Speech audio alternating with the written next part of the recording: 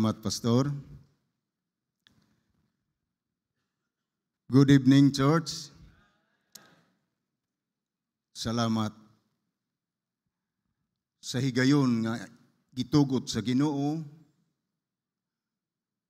nga makabarog na sad ko dinhi sa inyong atubangan. Church, sama sa naandan, gihangyo ko kamo sa pagpanindog palihog. And please open your Bible in the book of Hebrews chapter 11 verse 4. Ako na lang ang mubasa, palihog lang tanawa sa inyong mga Biblia and read it silently. Now in the book of Hebrews chapter 11 verse 4, the Holy Word of God says, by faith, Abel offered unto God a more excellent sacrifice than Cain, by which he obtained witness that he was righteous, God testifying of his gifts, and by it he being dead, yet speaketh. Before tamo padayon, mag-ampo sa ta. Father God in heaven, we thank you so much, Lord, ning takna sa kagabion. Salamat, Lord, sa another opportunity na imong gihatag kanako, pinaagi ni Pastori, nga makadala sa imong mga balaang pulong ni ining kagabion. Lord, we pray, ikaw magpasabot kanamo sa simple uyano nga pamaagi. Gamita sad ko, Amahan, kay wala ko'y mahimo kung wala ka. Use me mightily and give me exact words to deliver thy message nga makapaidipay sa imong mga kaanakan. Dalaygon ka sa walay katapusan. All these things I ask and pray in Jesus' mighty name. Amen. Palihog, magapanlingkod.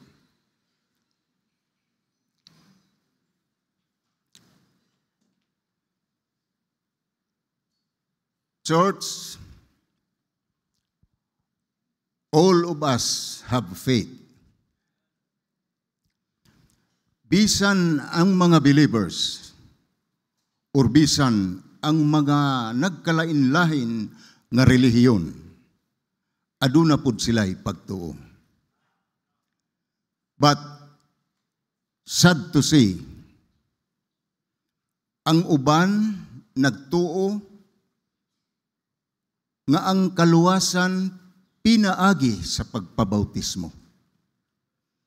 Ang uban nagtuo nga ang kaluwasan pinaagi sa pagpamimbro sa simbahan. Ug ang uban pod nagtuo nga ang kaluwasan pinaagi sa maayong buhat. But all of us don't have the same faith.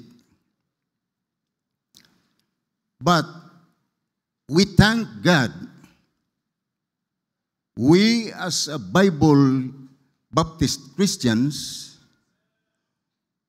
we only believe that only by faith in Jesus Christ can save us. That faith is the only faith that is proven and tested faith. Faith doesn't end when we got saved. Dili lamang tama ni nga kita luwas.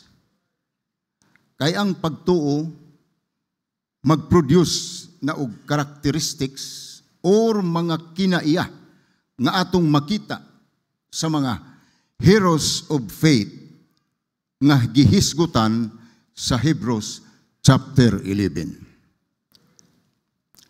Ang title sa atong mensahe, Proven and Tested Faith. Proven and Tested Faith. Point number 1, kung unang punto, Abel worshiping faith. Abel worshiping faith. Verse 4, offered a more excellent sacrifice. Abel's offering was accepted by God because he gave with faith. O gi-offer niya ang pinaka-the best diha sa Ginoo. Church, nganong importante man ang pagtuo sa atong pagsimba diha sa Ginoo. Because it is our, letter A, foundation of our relationship. Tungod sa atong pagtuo sa Ginoo, naluwas ta. Ug diha nagsugod ang atong relasyon sa Ginoo. Church, usahay kapoy ang pagsimba. Thursday evening, Sunday morning and afternoon,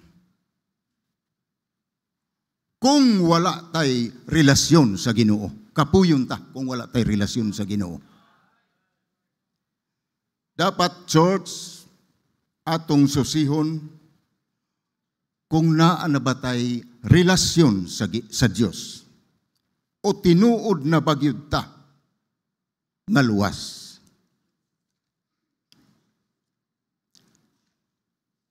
Letter B,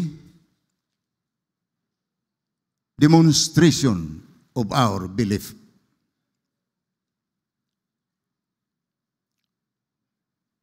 Faith will prove our beliefs.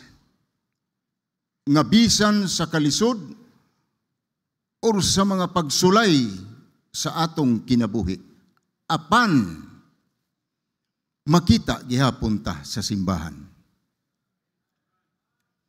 Panahon sa atong tingsimba. Timailhan kana nga atong giunor ang Ginoo sa atong kinabuhi. Letter C, motivation of our obedience. Motivation of our obedience. Faith will push us to obey God in our service to Him. Because we believe that we are nothing without God. Salvation is by faith alone. But blessings requires obedience. Para i-bless ta sa Ginoo, it requires faith para atong mapahimuot ang Ginoo.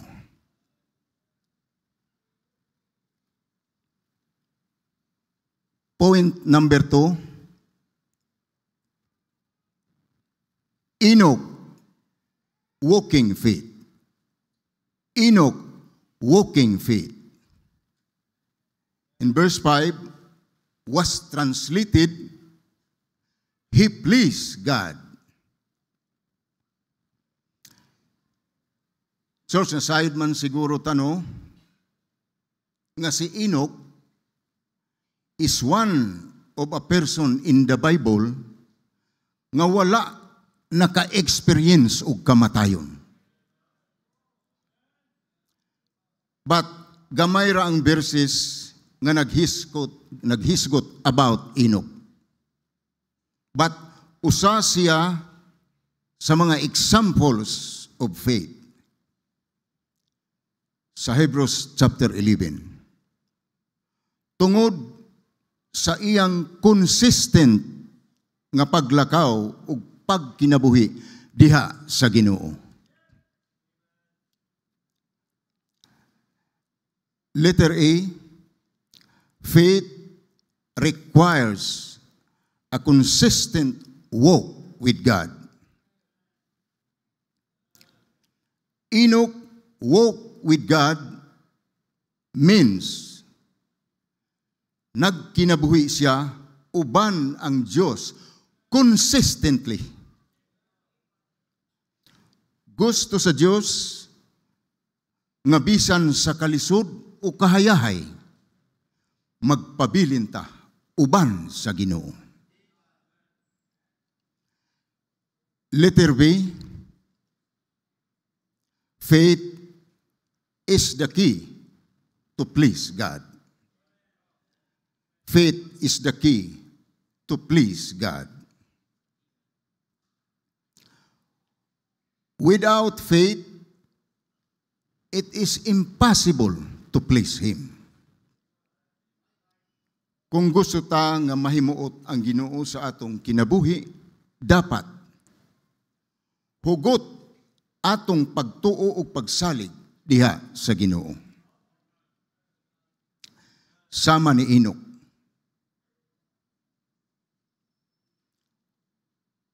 When we feel hopeless,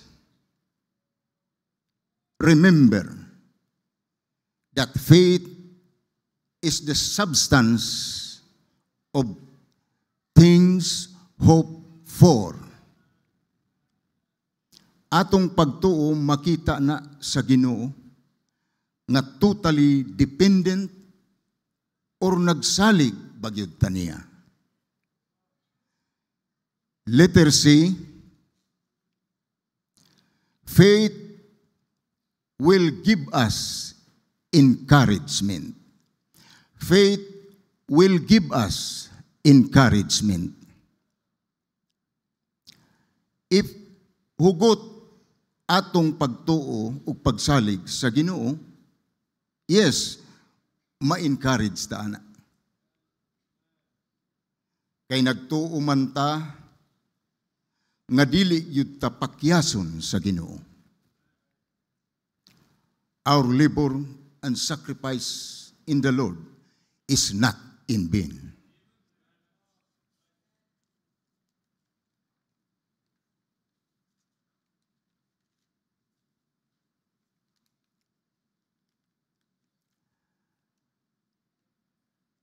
Point number 3, Noah working faith. Noah working faith. Sa verse 7, move with fear, prepared an ark. Noah built an ark as God commanded him. Church, dili lalim ang pagbuhat niya og arka. Yet, he obeyed God. That's the reason why Noah is one of the examples of faith. Letter A, obedience to God. Noah obey God. Kay nagtuo siya nga unsa man ang giingon sa Ginoo, matuman gayud. When God said to Noah, nga maghimo ka og arka, kay adunay ulan ug baha nga moabot. Yet Noah obey God.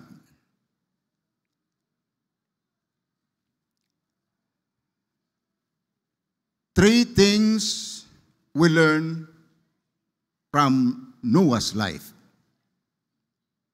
Number 1,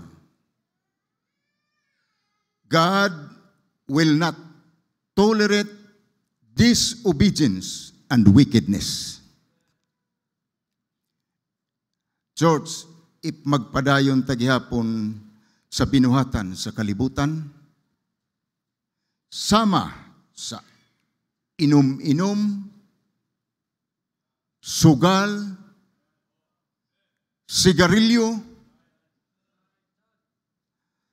Church, time will come. Bunalan gyud ta sa Ginoo.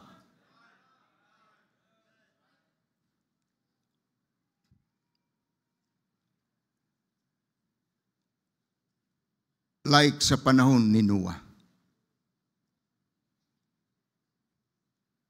Number 2, God will help us as long as we trust Him.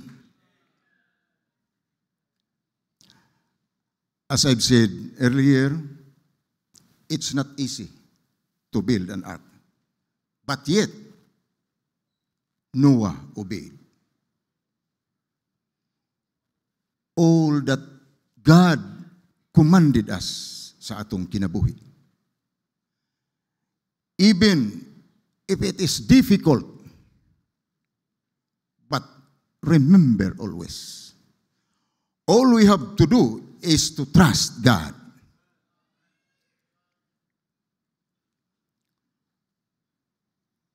Number 3, don't listen to the persecutions or critics. Don't listen to the persecution or critics.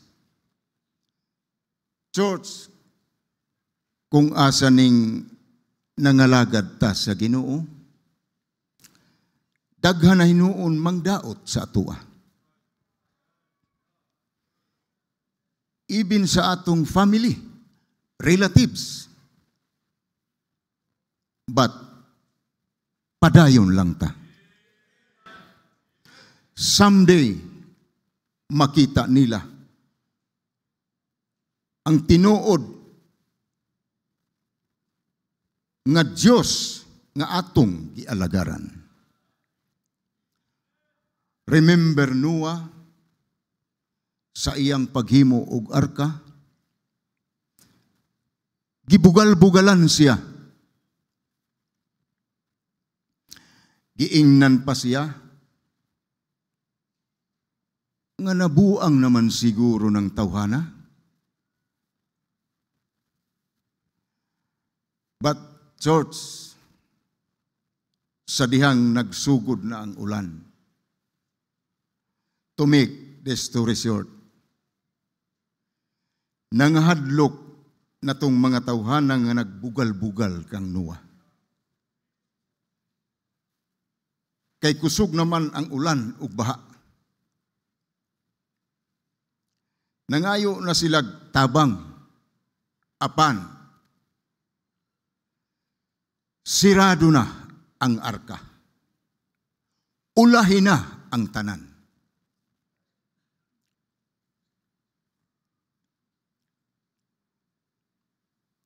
Point number 4, Abraham waiting faith. Abraham waiting faith. Verse 8 to 12, delivered a child when past age.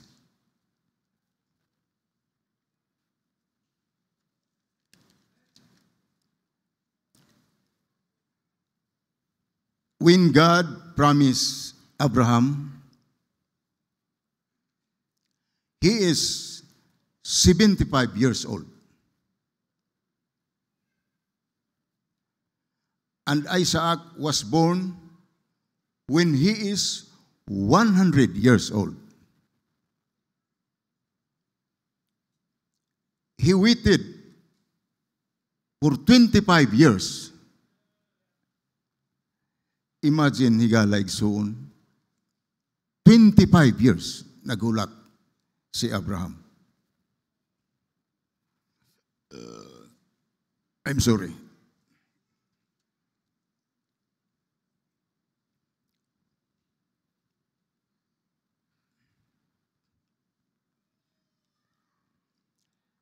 Unya, gisulayan sa Ginoo si Abraham to offer Isaac, ug wala siya nagbagulbol.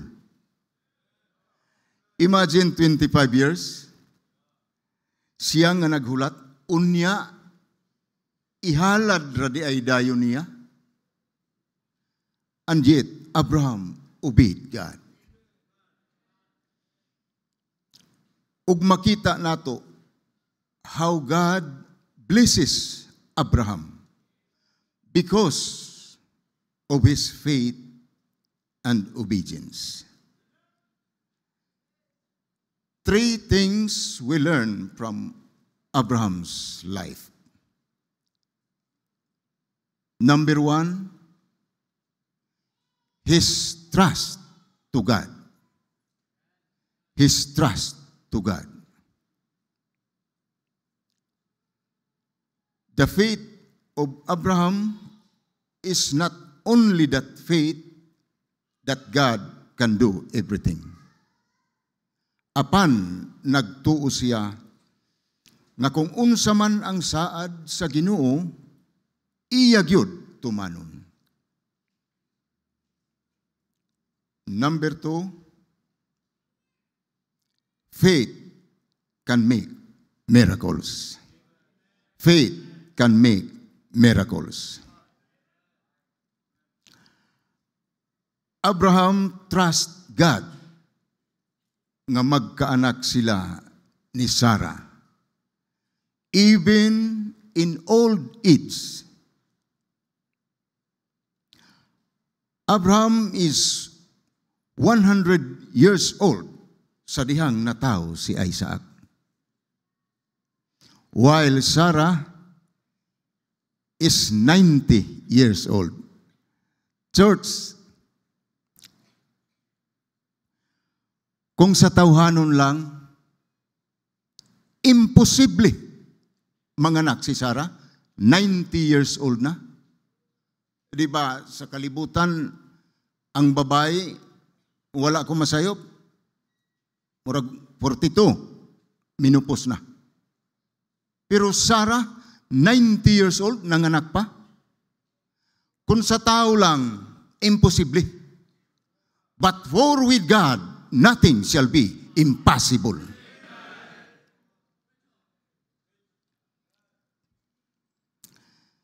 Just a small faith sa Ginoo makapa-activate na sa gahom sa Dios ug makabuhat na ug mga butang nga imposible sama sa kinabuhi ni Abraham. Number three, waiting will make us grow our faith and trust. Waiting will make us grow our faith and trust. Waiting builds character, develops patience, and strengthens faith. Ang paghulat, magpakita na og total dependence or pagsalig sa Dios. Be like Abraham. Just wait on God's timing. If naa kay giampo sa Ginoo, padayon lang. And while naghulat ka, padayon sa pag-alagad sa Ginoo. Like Abraham, God will bless us as long as we trust His will.